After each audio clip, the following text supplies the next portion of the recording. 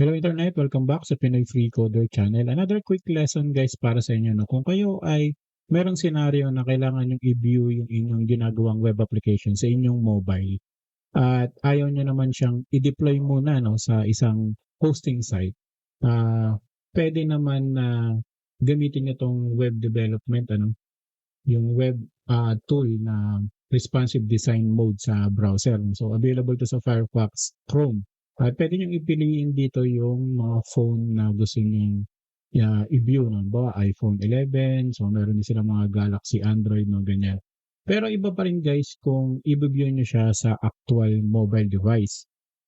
Pero isa lang yung makikita nating solution i-deploy ito sa isang hosting service no, sa Vercel o kaya sa GitHub pages kung static man yan. No? Pero ayaw nyo yung masyadong mahassle at gusto nyo yung rekta na makikita nyo kagad sa phone. So ang isang solution guys ay port forwarding. No? So ang gagawin natin guys, port forward natin yung ating localhost 3000 para makita natin yung ating local development sa public domain. Okay?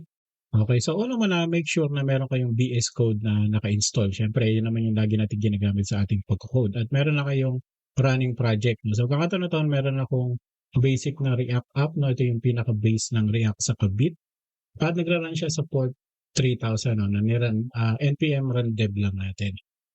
Okay, so kung kayo ay sa Windows, Control-Shift-P, at hanapin niyo lang yung forward a port na. I-type niyo lang dito yung forward a port.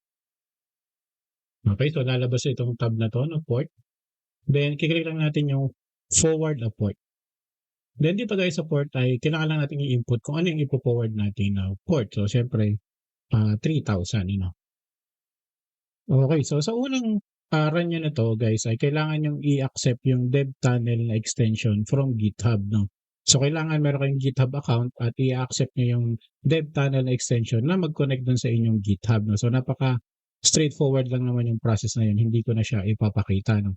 And then click nyo lang to, left click, and then open. So ito na yung ating URL. No? So pwede na natin siyang isend sa ating mobile device at i-access from our mobile device. No? Pero syempre, yung ating mobile device dapat naka-login din siya sa GitHub nyo at naka-allow na rin o naka-authorize na rin yung dev tunnel sa mobile application nyo o sa mobile device nyo. So similar din dun sa pag-sendan nyo ng URL na to. Okay, so ganun lang guys, kabilis yung ating tutorial. Kung nagustuhan nyo itong lesson na to, huwag nyo kalimutan mag-subscribe at i-hit nyo yung bell button para patuloy kayong makatanggap ng mga updates sa Pinoy Free Coder Channel. Again guys, maraming salamat sa panonood at kita-kita tayo sa susunod na lesson.